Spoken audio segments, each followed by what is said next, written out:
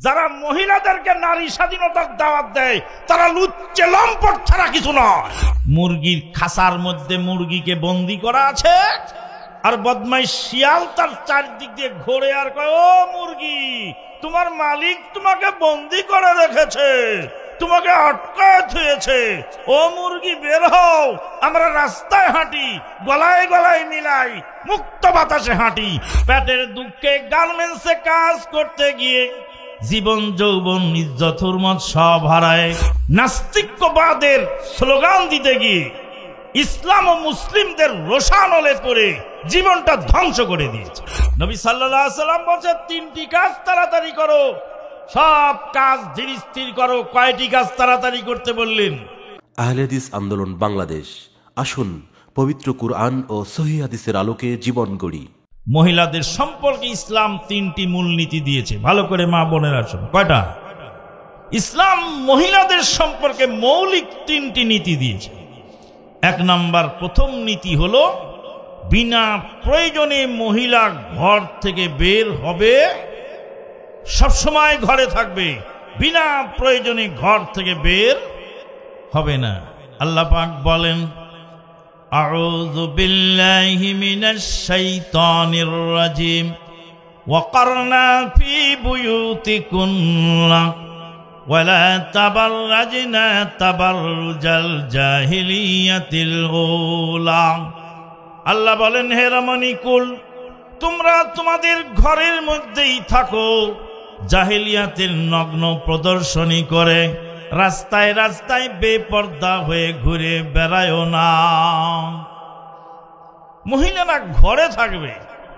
এখন যারা নারী স্বাধীনতার দাওয়াত দিচ্ছে তারা বলছে মহিলারা ঘরে থাকবে, পঙ্গু হয়ে বসে থাকবে, এটা স্বাধীনতার প্রয়োজন।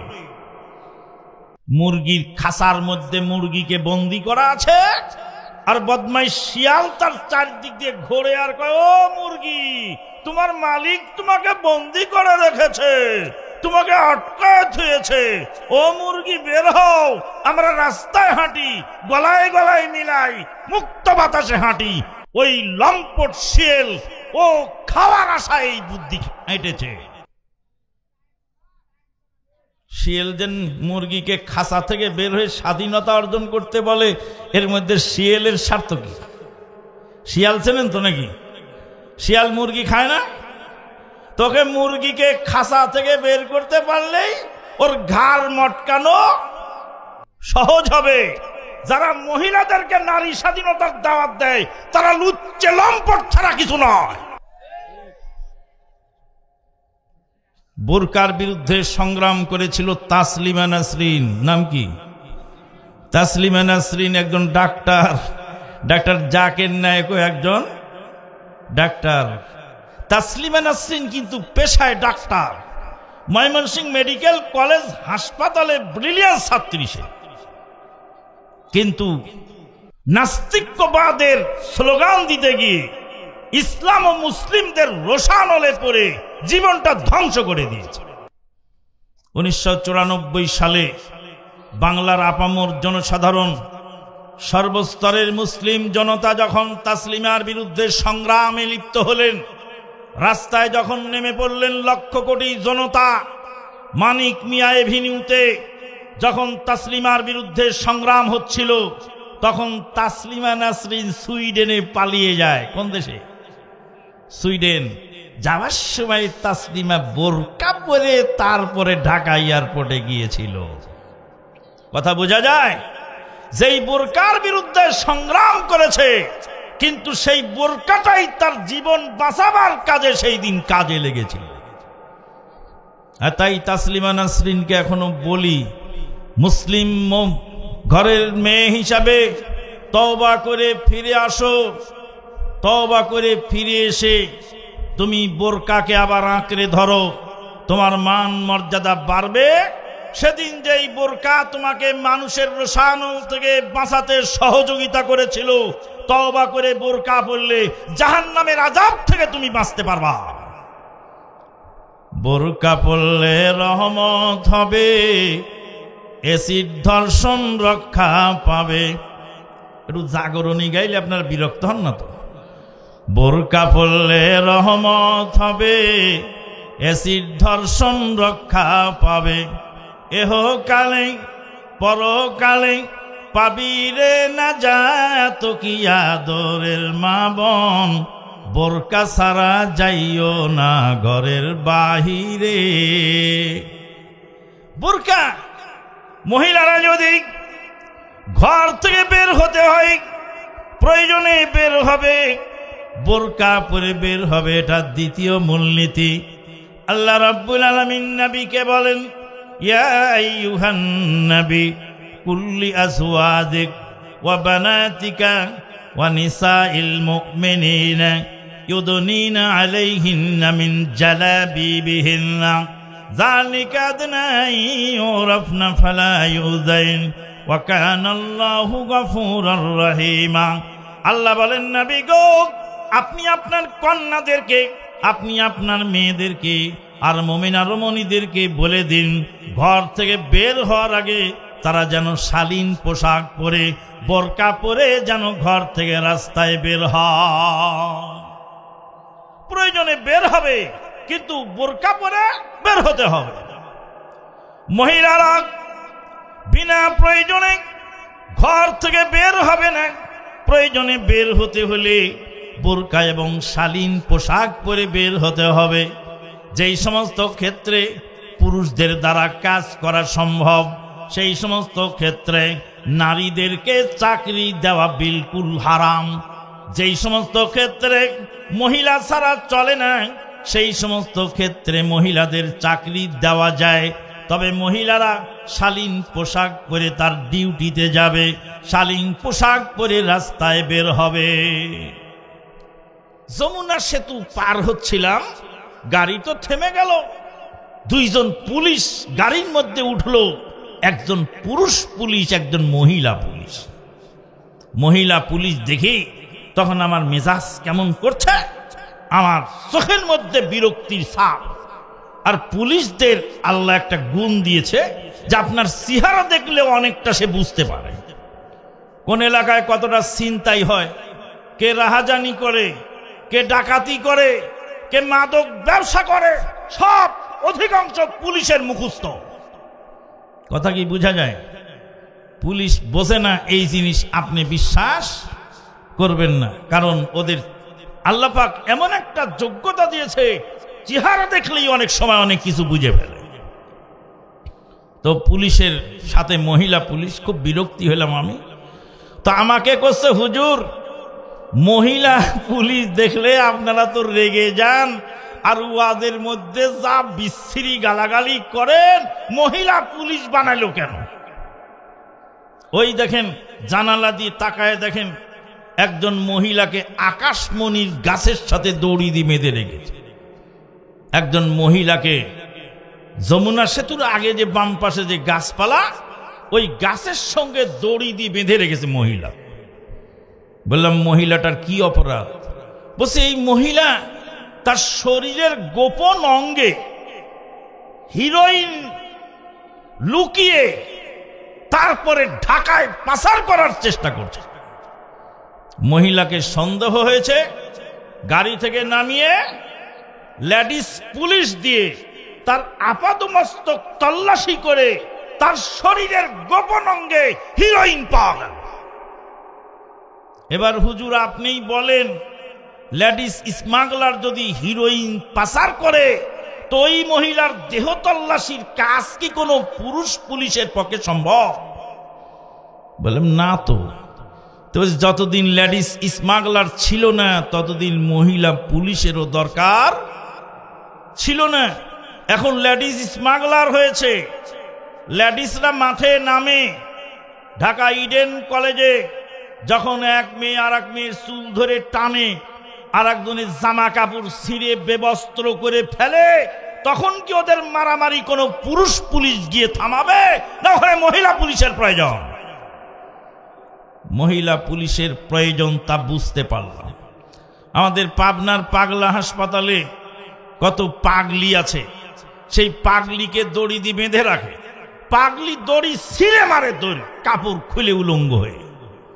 তখন ওই পাগলিকে দাবড়িয়ে ধরা, ওকে জোর করে কাপড় পরানো, ওকে শিকল দিয়ে বাঁধা, জোরপূর্বক তাকে খাদ্য এবং ওষুধ খাওয়ানো, এগুলি কোনো মহিলা ছাড়া সম্ভব নয়।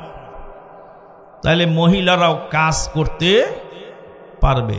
যেই সব সেক্টরে পুরুষ কাজ করতে অক্ষম, মহিলা ছাড়া চলে না, সেই সব ক্ষেত্রে মহিলারাও চাকরি করতে পারবে।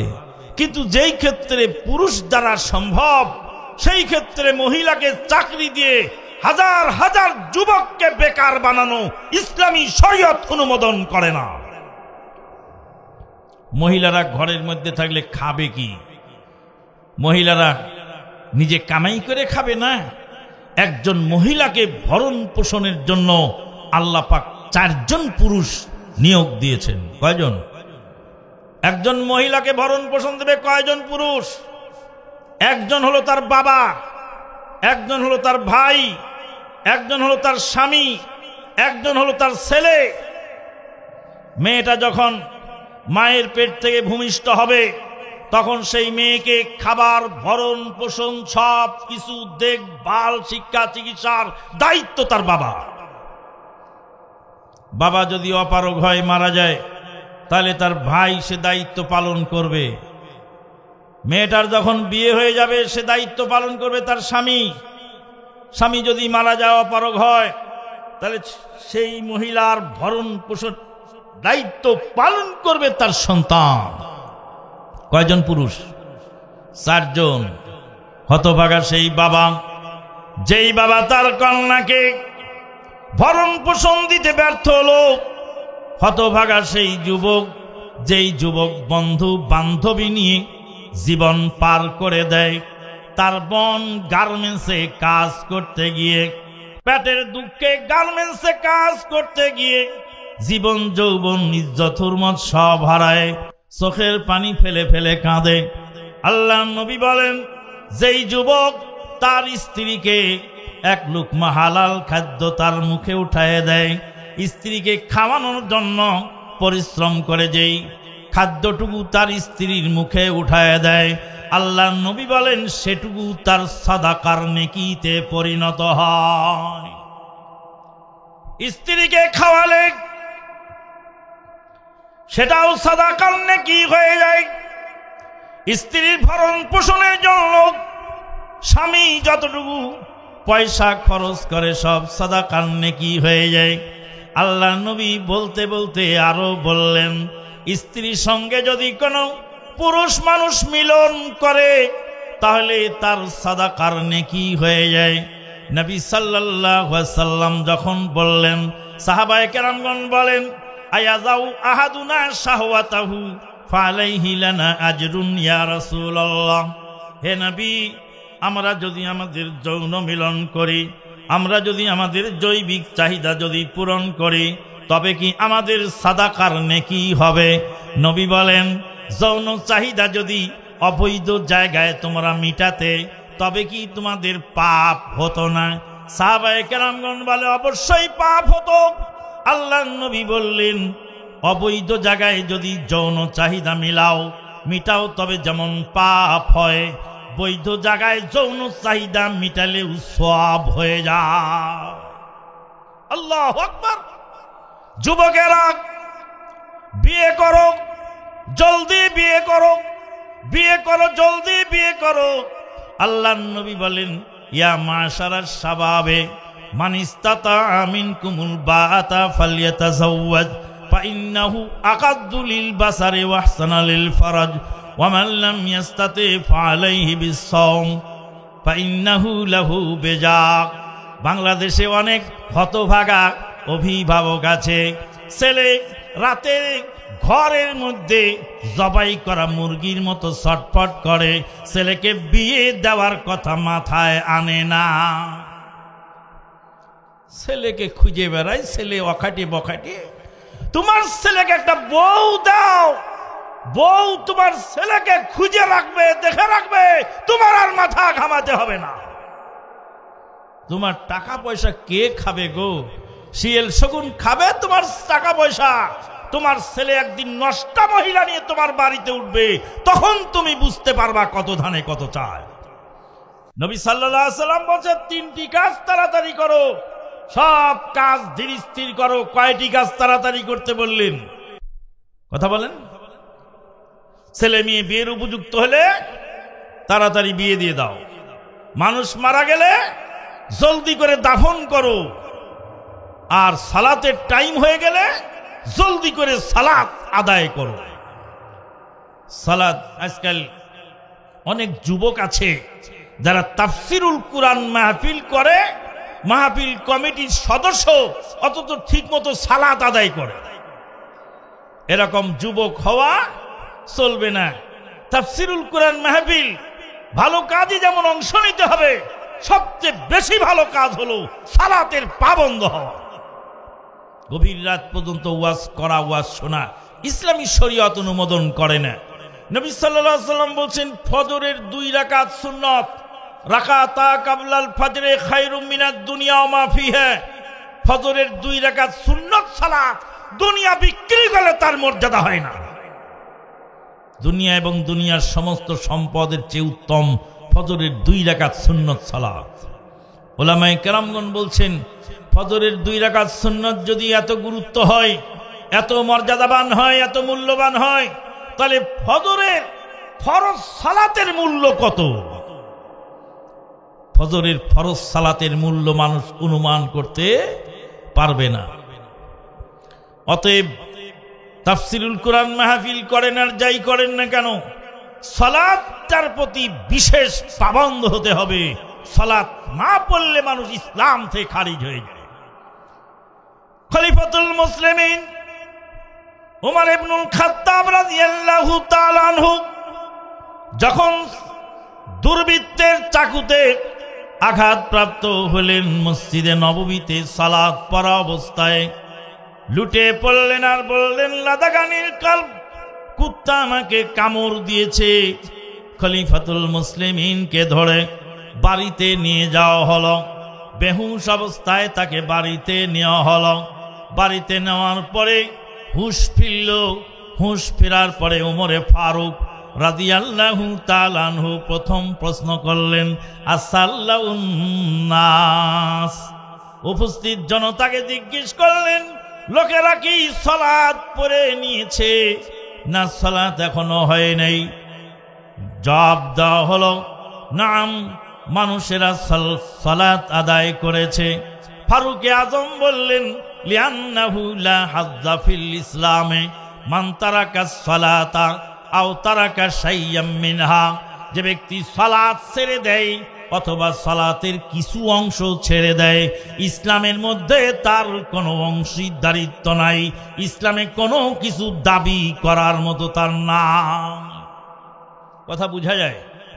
ছেলে যদি পরীক্ষায় ফেল করে, 10 সাবজেক্ট ফেল করলে ফেল হয় না 9 সাবজেক্ট গোল্ডেন এ প্লাস পাওয়ার পরে 1 সাবজেক্ট ফেল করলে ফেল হয়ে যায়। ফেল করার জন্য কয় সাবজেক্ট লাগে? 1 সাবজেক্ট যথেষ্ট। ইসলাম থেকে খারিজ হওয়ার জন্য 5 ওয়াক্ত সালাত ছেড়ে দেওয়া জরুরি নয়, সালাতের কিছু অংশ ছাড়লেই ইসলাম থেকে খারিজ হয়ে যায়। নানান কাজের অজুহাতে করলি সালাত কাজা, খাজনা তারে দিলি না যে দিন দুনিয়ার রাজা। আজকের এই ওয়াজ মাহফিল যুবকেরা আয়োজন করেছে, আপনারা খুশি না বেজার? যুবকরা গানের কনসার্ট করতে পারত। কারা কারা খুশি? 2 হাত তোলেন, 2 হাত তুলে দেখান কারা কারা এই ওয়াজ মাহফিলে খুশি আছেন। 2 হাত তুলে রাখেন, নামাবেন না, যখন নামাতে বলবো নামাবেন। আল্লাহ দয়াময়, তোমার যুবক বান্দারা আয়োজন করেছে, ওয়াজ শুনে সবাই খুশি।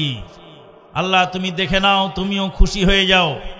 বাম হাত নিচে নামান, ডান হাত পকেটে ঢুকান। কোথায় ঢুকাবেন? পকেটে। কার পকেটে? যার যার পকেটে সেই ঢুকাবেন। পকেট থেকে যার যা বের হয়, 1000, 2000, 5000, 100, 200, 500 সবাই হাতে রাখুন।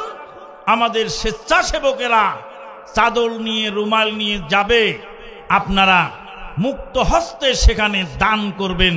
যুবকদের এই মহৎ কাজে অবশ্যই অংশ নিতে হবে, তাদেরকে সহযোগিতা করতে হবে। রাজি আছেন তো ইনশাআল্লাহ? একজন মা বোনেরা, আপনারা যারা ওয়াজ শুনছেন, তারা আপনারা শাড়ির আঁচলে, বোরকায়, ওড়নায় নিজেরা কালেকশন করে এখানে কিছু পয়সা জমা করেন, এই ভালো কাজে অংশ নেন।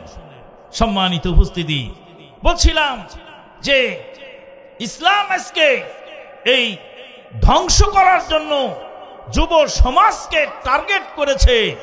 যেই যুবক তার বোনের প্রতি খেয়াল করতে পারল না, সে হতভাগা যুবক। যেই স্বামী তার স্ত্রীকে ভরণ পোষণ দিতে পারে না, সে হতভাগা স্বামী। যেই ছেলে তার মায়ের সঙ্গে ভালো ব্যবহার করতে পারে না, তার মতো বদকিসমত লোক দুনিয়াতে না।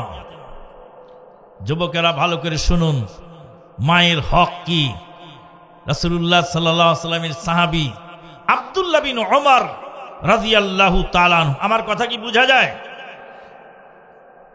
আব্দুল্লাহ বিন ওমর রাদিয়াল্লাহু তাআলা আনহু তিনি কাবা ঘর তওয়াফ করছিলেন। একজন ইয়ামানি যুবক কাবা ঘর তওয়াফ করছেন, তার কাঁধের মধ্যে একজন বৃদ্ধা মহিলা। বৃদ্ধা মহিলাকে কাঁধে নিয়ে একজন ইয়ামানি যুবক কাবা ঘর তওয়াফ করছিলেন। আব্দুল্লাহ বিন ওমর রাদিয়াল্লাহু তাআলা আনহু একজন বৃদ্ধা মহিলাকে কাঁধে নিয়ে কাবা ঘর তওয়াফ করলেন। দেখলেন ইয়ামানি যুবক বললেন আব্দুল্লাহ বিন ওমরকে, হে আব্দুল্লাহ বিন ওমর, আনা লাহা বাইরুহাল মুযাল্লাল, আমার ঘাড়ের মধ্যে যেই বৃদ্ধা মহিলা দেখতে পাচ্ছেন, এই বৃদ্ধা মহিলা অন্য কেউ নন, ইনি হলেন আমার জন্মদাতা মা। আমার মা আমাকে যতদিন পেটে রেখেছিল, আমার মাকে আমি তার চেয়ে অধিক কাল পরিমাণ পেটের মাথার মধ্যে, ঘাড়ের মধ্যে নিয়ে বেড়াই। আব্দুল্লাহ বিন ওমর শোনেন, আমার মায়ের সমস্ত বাহন চলে গেছে, ছেলে মেয়েরা মাকে ফেলে দিয়ে চলে গেছে, আমি মাকে ছাড়ি নাই, মাকে ঘাড়ে করে নিয়ে বেড়াই। আব্দুল্লাহ বিন ওমর শোনেন, ইয়ামান থেকে মাকে ঘাড়ে করে মক্কায় এসেছি, মক্কার ঘর তওয়াফ করছি, মা আমার ঘাড়ে আছে, মাকে কাঁধে করে নিয়ে মক্কার ঘর তওয়াফ করছি। আব্দুল্লাহ বিন ওমর, আপনি বলুন আমার মায়ের হক কি আদায় করতে পেরেছি কিনা? আব্দুল্লাহ বিন ওমর বলেন, যুবক শোনো, তোমার মা তোমাকে জন্ম দেওয়ার সময় যতবার আহাহু করেছিল, যতবার নিঃশ্বাস ফেলেছিল, তোমার মা তোমাকে জন্ম দেওয়ার সময় যতবার জোরে জোরে কাতরায়েছিল, একবার নিঃশ্বাসের দাম এতদিন পর্যন্ত আদায় করতে পারো না। মায়ের হক সন্তান কশিন কালেও আদায় করতে সক্ষম নয়। মায়ের প্রতি ভ্রুক্ষেপ আজকাল করে না অনেক যুবক আছে। আল্লাহ রাব্বুল আলামিন চারজন পুরুষকে দায়িত্ব দিলেন মহিলাদের জন্য। একজন হলেন বাবা, আর একজন হলেন ভাই, আর একজন হলেন স্বামী, আর একজন হলেন সন্তান। চারজন পুরুষ যদি একজন মহিলাকে ভরণ পোষণ করতে ব্যর্থ হয়, আল্লাহর নবী বলেন, যেই মহিলার কোনো অভিভাবক নাই, আমি নবী রাষ্ট্রপতি হিসাবে সেই মহিলার অভিভাবক হয়ে গেলাম। আনা ওয়ালিউন লিমান লা ওয়ালিয়া লাহা, যেই মহিলার অভিভাবক নাই, আমি নবী রাষ্ট্রপতি হিসাবে তার দায়িত্ব নিয়ে নিলাম। বিধবা মহিলার ভরণ পোষণের জন্য রাষ্ট্রের দায়িত্বশীলেরা দায়িত্ব গ্রহণ করবে, কিন্তু না, এক শ্রেণীর রাষ্ট্রের দায়িত্বশীলেরা আছে যারা বিধবার ভাতার চাল চুরি করে খায়, করোনার চালও চুরি করে খেতে দ্বিধাবোধ করে না। আছে না এরকম চেয়ারম্যান মেম্বার আপনার এলাকায়? আপনার এলাকায় নাই, অন্য এলাকায় আছে, এখানেও ফের আছে, মানে সব জায়গাতেই আছে, কম আর বেশি। বিগত প্রধানমন্ত্রী করোনার চাল বিতরণ করার জন্য চেয়ারম্যান মেম্বারদেরকে দায়িত্ব দিয়েছিল, কিছু চেয়ারম্যান মেম্বার চাল চুরি করলো, করোনার চাল। মুআবিয়া রাদিয়াল্লাহু তাআলা আনহু বলেন, ইন্নাল হালাকাতা কুল্লাল হালাকা মান আমিলা সুআ ওয়াক্তাল বালা। বালা মুসিবত চলাকালীন সময়ে খারাপ কাজ যারা ছাড়ে না তাদের জন্য চূড়ান্ত ধ্বংস, চূড়ান্ত ধ্বংস। করোনায় যখন তামাম পৃথিবী মুহ্যমান, তখনও এক শ্রেণীর চেয়ারম্যানের বাড়ির খাটের তলে পাওয়া গেল তেলের খনি।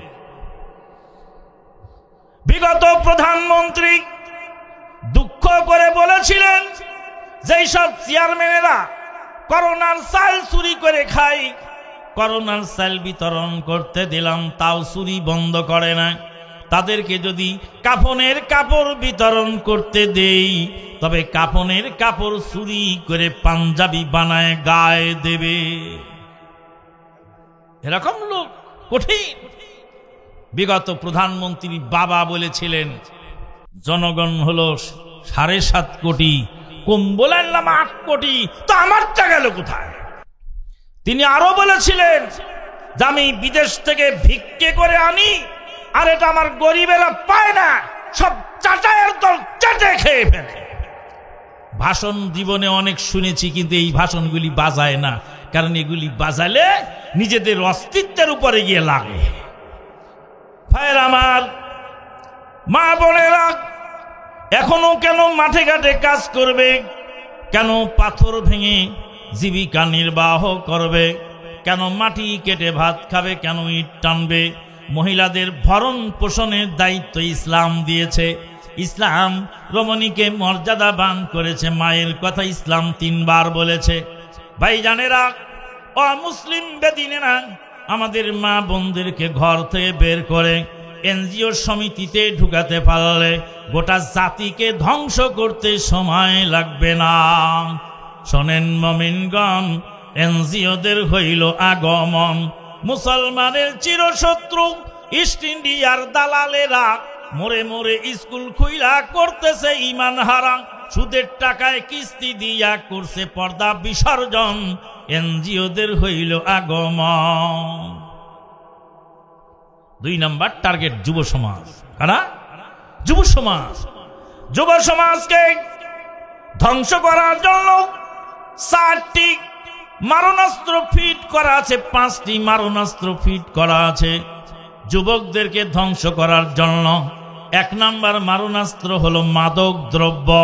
মাদকের সরাসরি মাদকের নীল দংশনে এদেশের হাজার হাজার যুবকের জীবন বিপন্ন। মাদককে ইসলাম বলছে উম্মুল খাবায়েস, এটা পাপের মূল উৎস। মাদকের বিরুদ্ধে নেতা বক্তব্য দেয়, এক শ্রেণীর নেতা মাদকের চোরাচালানির সঙ্গে জড়িত। মাদকের বিরুদ্ধে প্রশাসন বক্তব্য দেয়, প্রশাসনের এক শ্রেণী অসাধু লোকেরা চোরাচালানির সঙ্গে বখরা তুলে খায়, চাঁদা তুলে খায় এই মাদক চালানির কাছে। এরকম প্রশাসনের দায়িত্বশীল লোকও আছে। মাদকের বিরুদ্ধে আলেম ওলামা জাতিকে সতর্ক করবেন, কিন্তু এক শ্রেণীর আলেম ওলামা এখনো জর্দা খাওয়া ছাড়তে পারে নাই। গেছিলাম নারায়ণগঞ্জ রূপগঞ্জে, শায়েখ আব্দুর রাজ্জাক বিন ইউসুফ সাহেবের মাদ্রাসার পাশে এক মাহফিলে সভাপতি সাহেব জর্দার ডিব্বা নিয়ে সভাপতির চেয়ারে বসে আছে, ওয়াজের টেবিলে জর্দার ডিব্বা। তা আমি ওয়াজের স্টেজে উঠি, মাথা গেছে আমার গরম হয়ে, বাম হাত দিয়ে জর্দার ডিব্বাটা নিয়ে ছুঁড়ে ফেলে মারলাম। সভাপতি আমার দিক তাকিয়ে রইলেন, কিন্তু আমার ভাবমূর্তি দেখে কিছু বলার সাহস পেলেন না। আর একজন বক্তা এসেছিলেন বরিশাল থেকে, রাজশাহী, আপনার তো রাজশাহীর জেলার লোক না? রাজা নাই শাহী নাই রাজশাহী নাম, হাতি ঘোড়া কিছু নাই আছে শুধু আম, সিংহ ছাড়া তবু সে কি মেহমান সিংহ নয়, নাম দিয়ে কি হয়, নামের বড়াই করো না ভাই, নাম দিয়ে কি হয়, নামের মাঝে পাবে না কো আসল পরিচয়। মতি ঝিলে মতি নাই নাইকো কোনো ঝিল, সোনার গায়ে সোনা নাই, আছে শুধু বিল। কর্ণফুলির কানে ফুল, দেখে নাই তো কেউ, বুড়ি গঙ্গায় বুড়ি নাই, আছে শুধু ঢেউ। খোলা থাকে তবু সে কি ঢাকার শহর নয়, নাম দিয়ে কি হয়। সম্মানিত উপস্থিতি, রাজশাহীতে এসেছে বরিশাল থেকে হুজুর। হুজুর তখন এক ছেলেকে বলছে, বাবা একটু পান এনে দাও আমাকে। সস্তার আমলের কথা বলছি, 2 টাকা একটা পানের দাম। 2 টাকা দিয়ে দিল, ছেলেটা টাকা 2টা নিয়ে দিল ম্যারাথন দৌড়। আমি ওখানে বসা, রাজশাহী বাগমারা থানার দামনাস স্কুল মাঠে মাহফিল হচ্ছে, সেখানে আমি বসা। বলে, এই ছেলে চলে যাচ্ছ কেন, থামো। কি দিয়ে পান আনবে তো জিজ্ঞেস করে গেলে না? সুরভি, ভিজা পাতা, বাবা, হাকিমপুরি, আরো অনেক কিছু বলে দিল। আপনি বিশ্বাস করেন, ছেলেটার আচরণ দেখে আমি আশ্চর্য হয়ে গেলাম। ছেলেটা 2 টাকার নোট কেরম করে দলামুসা করে ফেলল, দলামুসা করে ওই বক্তার গায়ে ছুঁড়ে মারল এইভাবে। এই বেটা বেয়াদব বক্তা, আমার মা জর্দা খায়, আমার মাকে আমি জর্দা কিনে দেই না, তোমাকে জর্দা দিয়ে পান কিনে দেব, তুমি ভাবলা কি করে? তখন বক্তা তো আশ্চর্য হয়ে গেল, চোখ থেকে চশমা খুলে বলছে, মাদানি ভাই, ছেলেটা এমন করে কথা বলছে কেন? ওর কি আদব কায়দা কিছু নাই? বললাম যে এই ছেলেটা হলো ডক্টর আসাদুল্লাহ গালিব স্যারের বিশ্ববাহিনীর সদস্য, যুব সংঘের সদস্য। আপনাকে যে মারে নাই আল্লাহর হাজারো শুকর। সম্মানিত উপস্থিতি, জর্দা খাওয়া আলেম তো ওয়াজ করবে কি করে জর্দার বিরুদ্ধে? মাদকের বিরুদ্ধে পুলিশ প্রশাসন কাজ করবে। ঢাকার একজন পুলিশ অফিসার, নামটা আমার মনে নাই, তার মেয়ের নাম ছিল ঐশী। ঐশী নামক মেয়েটি মাদকে আসক্ত হয়ে মাদকের টাকা না পেয়ে পুরা পরিবারকে ধ্বংস করে দিল। পুলিশ দিয়ে মাদক নিয়ন্ত্রণ হবে না। যদি মাদক নিয়ন্ত্রণ হতো তাহলে পুলিশ অফিসারের বাড়িতে মাদক ঢুকতো না। পুলিশ দিয়ে জনগণের নিরাপত্তা হয় না। যদি হতো তাহলে পুলিশ নিহত হতো না আপন ঔরজাত কন্যার হাতে। ইসলামী মূল্যবোধ, ইসলামী তাহজিব তামাদ্দুন সন্তানকে না শেখানো পর্যন্ত ওই সন্তানের কাছে বাপ মাও নিরাপদ নয়। মাদকের কারণে অসংখ্য যুবক ধ্বংসের দ্বার প্রান্তে চলে গেল। মাদকের মধ্যে সবচেয়ে বিশ্রী মাদক হলো সিগারেট এবং বিড়ি আর জর্দা। সিগারেট, বিড়ি আর জর্দা হলো বিশ্রী মাদক। সিগারেট যারা খায়, 2 কারণে সিগারেট মারাত্মক ক্ষতির কারণ। হিরোইনের চেয়েও খারাপ সিগারেট খোর, গাঁজাখোরের চেয়ে সিগারেট খোর খারাপ, ইয়াবাখোরের চেয়েও সিগারেট বিড়ি খাওয়া লোক খারাপ। গাঁজাখোরের লজ্জা আছে, গোপনে খায় আড়ালে খায়। মদখোরের লজ্জা আছে, গোপনে খায় ঝোপের মধ্যে যায় খায়। হিরোইনের লজ্জা আছে, ঘরের কোনায় খায়। ইয়াবা ট্যাবলেট খাওয়া লোকের লজ্জা আছে, আড়ালে খায়। সিগারেট, বিড়ি, জর্দা খাওয়া লোকের লজ্জার বালাই না। আর নবী বলছে, যার লজ্জা নাই সে বেহায়া। আর যে বেহায়া তার ঈমান নাই। যার লজ্জা নাই তার ঈমান নাই। লজ্জা না থাকলে তাকে লজ্জা দেওয়া যায় না। কয়েকদিন আগে গাড়ির মধ্যে, ট্রেনের মধ্যে ফার্স্ট ক্লাস রিজার্ভেশন বগি, ফার্স্ট ক্লাস বগিতে জানালা কপার সব লাগানো, এসি চলছে। একজন লোক ভদ্র চেহারা, কিন্তু সিগারেট টানছে। আর আমি বললাম, এখানে কি সিগারেট খাওয়ার জায়গা? কয় সবাই তো খায়। বললাম, সবাই অন্যায় করলে আপনিও কি অন্যায় করবেন? বললাম, আপনার লজ্জা থাকলে সিগারেটটা ফেলে দিতেন আর মুখে মুখে তর্ক করতেন না। সিগারেট, বিড়ি যারা খায় তাদের লজ্জার বালাই না। শুধু তাই নয়, মদ খায় যে সে নিজের সর্বনাশ নিজেই করে। গাঁজা খেলে নিজের সর্বনাশ নিজের হয়। হিরোইন খেলে নিজেকে নিজে ধ্বংস করে। সিগারেট খোর, বিড়ি খোর নিজেও মরে। আশেপাশের 10 জন 20 জনকে মেরে আবার নিজেও মরে। 10 জন 20 জন যত লোকের নাকে ওই সিগারেটের ধোঁয়া যাবে, সব মানুষ ক্ষতিগ্রস্ত। গত 19 তারিখে না 20 তারিখে গেলাম, 20 তারিখে গেলাম মেহেরপুর যাওয়ার পথে গাড়ির জানালা দিয়ে দেখছি দুই দিকে শুধু তামাকের ক্ষেত আর তামাকের ক্ষেত। বললাম এই দেশে যদি ফেরেশতা প্রধানমন্ত্রী হয় এদেশে শান্তি হবে না। নেতা পরিবর্তন জরুরি নয়, নীতি পরিবর্তন জরুরি। নেতা শতবার পরিবর্তন হবে, নীতি পরিবর্তন না হলে দেশে শান্তি হবে না। আল্লাহ পাক বলছেন যেই জাতি তাদের নীতি পরিবর্তন না করে, যেই জাতি তাদের আদব আখলাক পরিবর্তন না করে, আল্লাহ তাদের ভাগ্য উন্নয়ন করেন না। তবে বহুদিন পরে আমরা একজন পুরুষ প্রধান পেয়েছি দেশে, আলহামদুলিল্লাহ। মহিলার নেতৃত্ব যেখানে হয় সেখানে সে জাতি সফল হতে পারে না। 1 কেজি সবজির দাম ছিল 100 টাকা, 80 টাকা। পুরুষ প্রধান দায়িত্বশীল হওয়ার পরে এখন গোটা দেশে শাক সবজি তরি তরকারি সব কিছু মাশাআল্লাহ পর্যাপ্ত আল্লাহ দিয়েছেন। বারাকাত যে হচ্ছে তার জ্বলন্ত প্রমাণ আমরা পেয়ে যাচ্ছি, আলহামদুলিল্লাহ।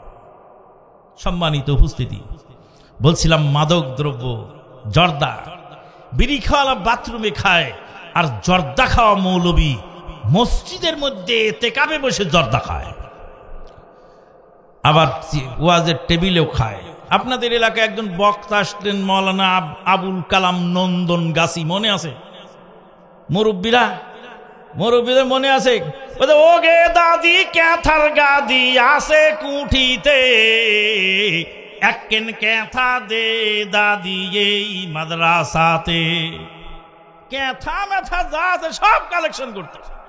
তো আবুল কালাম সাহেব বলছিলেন যে সবাই গিয়ে দেখছি সভাপতি জর্দা খাচ্ছে, তামাক খাচ্ছে। তো বলছে কি আর ওয়াজ করি? বললাম যেই চিজ খায় না ভাই ও শুকুর কুকুরে, সেই চিজ খায় আমার বড় হুজুরে। ওই সভাপতি চেয়ার ছেড়ে দিয়ে মুখ ঢেকে চলে গেল। মাদকের কারণে অসংখ্য যুবক ধ্বংসের দ্বার প্রান্তে।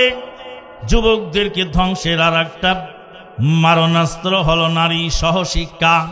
পর্দাহীনতার কারণে হাজার হাজার যুবক, ধ্বংসপ্রাপ্ত যুবক গেল ইউনিভার্সিটিতে পড়তে, একজন নষ্টা মহিলার খপ্পরে পড়ে জীবনটা বিসর্জন দিয়ে দিল। 14 ফেব্রুয়ারি হ্যাপি ভ্যালেন্টাইন ডে উপলক্ষে একজন সিএনজিওয়ালার এই সিএনজির স্টিয়ারিং এর সঙ্গে একটা গোলাপ ফুল দেখে বললাম বাবা এটা কি? বলে গোলাপ ফুল। আঙ্কেল গোলাপ ফুল চেনেন না? বলেন চিনি তো। বললাম গোলাপ ফুলটা খুব সুন্দর, আমাকে দিয়ে দাও। ভাই আঙ্কেল গোলাপ ফুল দেওয়া যাবে না, আমার বিশেষ ব্যক্তি বিশেষ দিনে আমাকে গিফট করেছে। বললাম কে গিফট করলো রে বাবা তোকে গোলাপ ফুল? তো বলছি আমার জিএফ আমাকে গোলাপ ফুল গিফট করেছে। তো বললাম জিএফ মানে কি রে বাবা? কই আঙ্কেল আপনি বুঝবেন না, জিএফ মানে হলো গার্লফ্রেন্ড। বললাম 9 জন ছেলের জন্মদাতা পিতা আমি, এরপরে আমি জিএফ চিনি না, তুই বলিস কি আমাকে? বললাম যুবক গোলাপ ফুল তুমি দেখো, আমি তো গোলাপ ফুলের কাঁটা দেখি। তুমি গোলাপ ফুল দেখেছ আর পাগল হয়ে গেছ। গোলাপ ফুলের সাথেই আছে গোলাপ ফুলের কাঁটা। গোলাপ ফুলের কাঁটায় বিদ্ধ হয়ে কত যুবকের জীবন ধ্বংস হয়ে গেল। খুলনার রূপসা ব্রিজের উপরে বিকাল বেলা সবাই চীনা বাদাম খাচ্ছে, কেউ চটপটি খাচ্ছে, কেউ চা খাচ্ছে, কেউ অনেক কিছু খাচ্ছে, গল্প করছে জোড়ায় জোড়ায়। একজন যুবক একা একা মনে রূপসা ব্রিজের উপরে বিকাল বেলায়, পরন্ত বিকালে যুবকটা দাঁড়ায়েছিল। ফাঁক থেকে লোকেরা দেখতেছিল একজন যুবক কি যেন ভাবে, কি যেন বলে। মাঝে মাঝে একটু চোখ মুছে বোঝা যায় কোন দুঃখ কষ্ট নিয়ে সেখানে যুবকটা দাঁড়ায়েছিল। চোখের পলকে ডানে বামে লোকজন যখন দূরে চলে গেছে, লাফ দিয়ে রূপসা নদীর মধ্যে পড়ে জীবনকে বিসর্জন দিয়ে চলে গেল। পরপারের জীবনে চোখের পলকে রূপসা নদীতে ছেলেটা ঝুপ করে পড়ল। পানির স্রোতে রূপসা নদীর পানিতে পশর নদীতে নিয়ে গেল লাশটা, পশর নদী থেকে বঙ্গোপসাগরে চলে গেল। দুঃখিনী মা যুবকের লাশটাও চোখে দেখতে পারল না। গোলাপের কাঁটার আঁচড়ে হাজার হাজার যুবকের জীবন বিপন্ন হয়েছে। এই জন্য পর্দা দিন রাত 24 ঘন্টা ফরজ। যুবক, তুমি শুধু গোলাপ ফুল দেখো, আর আমি তোমার বাবা, আমি গোলাপ ফুলও দেখি, গোলাপ ফুলের কাঁটাও দেখি।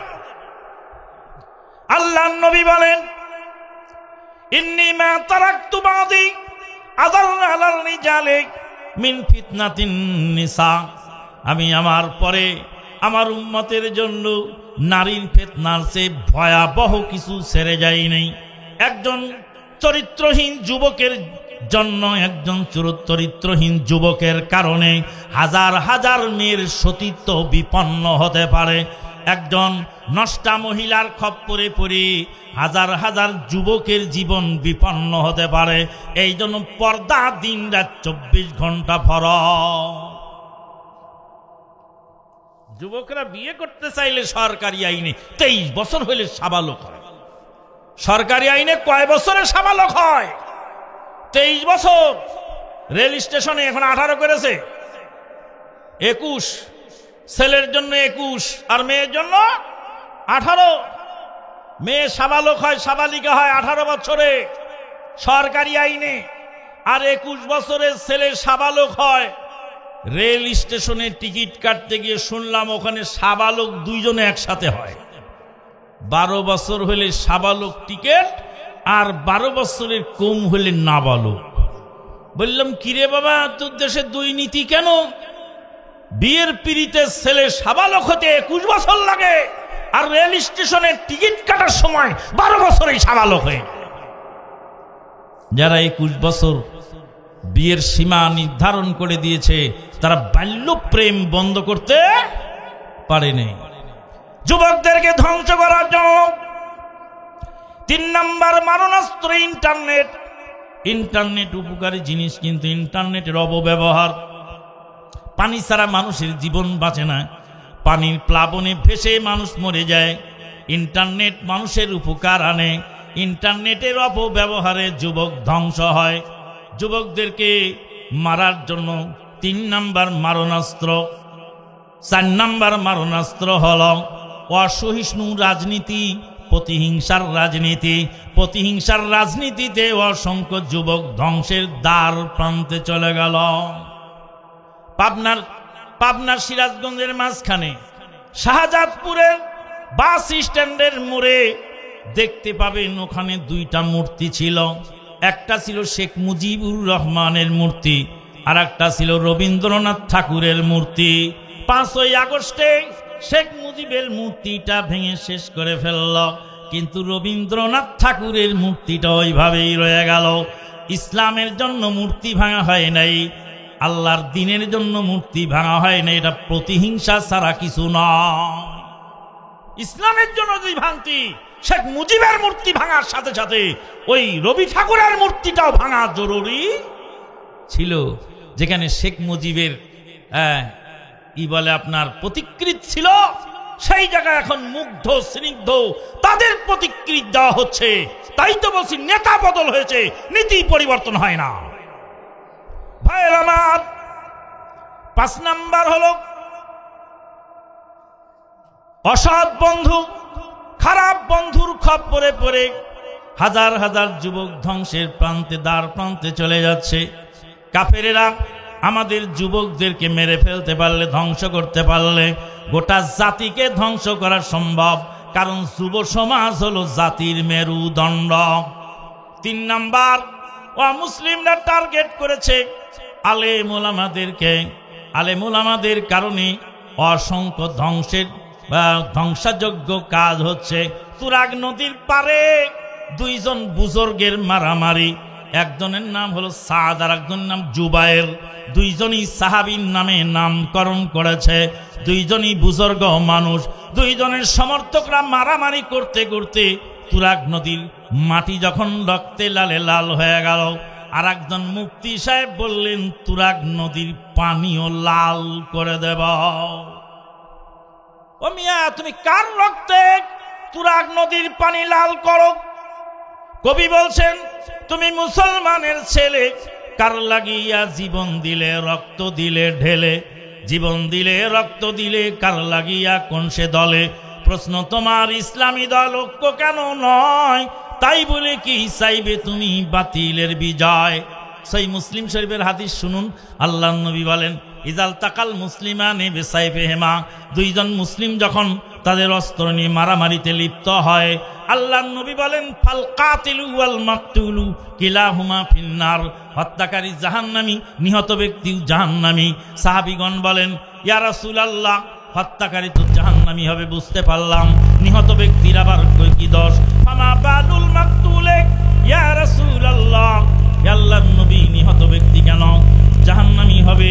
আল্লাহর নবী বলেন, সেও তো মারার জন্য ময়দানে নেমেছিল, পারে নাই তাই মেরেছে, মরেছে। যদি পারতো সেও মারত, এই জন্য সেও জাহান্নামী। সম্মানিত মুসলিম, আজকে আলেম ওলামাদের দায়িত্বশীল কথার খুব অভাব। গ্রামে ওয়াজ মাহফিল হয়, কিছু আলেমেরা এসে আমেরিকায় কি হলো, রাশিয়ায় কি হলো, গ্রেট ব্রিটেন কি হলো, ফ্রান্সে কি হলো, এইগুলি বকতে বকতেই সময় শেষ। আমার ছেলে সালাত পড়ে না, আমার মেয়ে পর্দা করে না, গ্রামের মানুষ বহু রকমের প্রতিহিংসার শিকার। এইগুলি সম্পর্কে কোনো নসিহামূলক আলোচনা খুব কম হয়। কয়েকদিন আগে এক বক্তা, সেও একজন মুফাসসিরে কোরআন, অনেক টাকা তার মূল্য, কন্ট্রাক্ট ছাড়া তারা চলে না, বক্তৃতার মাঝে এসে বলছে যে ভারতের সেই নষ্টা মহিলা, সে নাকি বিশ্ব সুন্দরী, তার দিকে একটু তাকাও আর আলহামদুলিল্লাহ পড়ো। তাহলে কি তাফসিরুল কোরআন মাহফিলের কথা? কেমন করে তোমার মুখ দিয়ে বের হয়? তুমি একজন বক্তা আলেম, তোমার মুখ দিয়ে কথা বের হয় না। আল্লাহ পাক বলেন, আফালা ইয়ানজুরুনা ইলাল ইবিলি কাইফা খুলিকাত, ওরা কি উটের দিকে তাকায় না? উটকে আল্লাহ পাক কিভাবে সৃষ্টি করেছে? উট আশ্চর্য প্রাণী, মরুভূমির বালুর মধ্যে চলে, বালুতে ধান দিলে ক্ষয় হয়ে যাবে, সেই সময় তপ্ত বালুর মধ্যে উট চলে, উটের পায়ে সেকা লাগে না, সেকা লাগলেও সহনশীল পর্যায়ে থাকে। উট মরুভূমির পর মধ্যে দিনের পর দিন চলে, উটের পানির পিপাসা লাগলে কয়েকদিন চলতে পারে, বেশি সমস্যা হলে উটের পেটের মধ্যে রিজার্ভ ফান্ড আছে, সেখানে পানি জমা থাকে, রিজার্ভ ট্যাঙ্কি থেকে পানি বের করে উট খায়। আল্লাহ বলেন, উটের দিকে তাকাও। এই উট থেকেই এখন মোটর সাইকেলের রিজার্ভ ট্যাঙ্কি। মোটর সাইকেলে তেল ফুরে গেলে আপনারা কি করেন? গাড়িটা একটু কাজ করলে রিজার্ভ ট্যাঙ্কিতে কিছু তেল বের হয়, ওই তেলে 3-4 কিলো যাওয়া যায়। এই রিজার্ভ ট্যাঙ্কির আবিষ্কার এই উট থেকে এসেছে। উট রিজার্ভ ট্যাঙ্কিতে জমা রাখে তার পানি। আল্লাহ বলেন, উটের দিকে তাকাও, আসমানের দিকে তাকাও, উটের দিকে তাকাও, এদিকে তাকাও, সেদিকে তাকাও।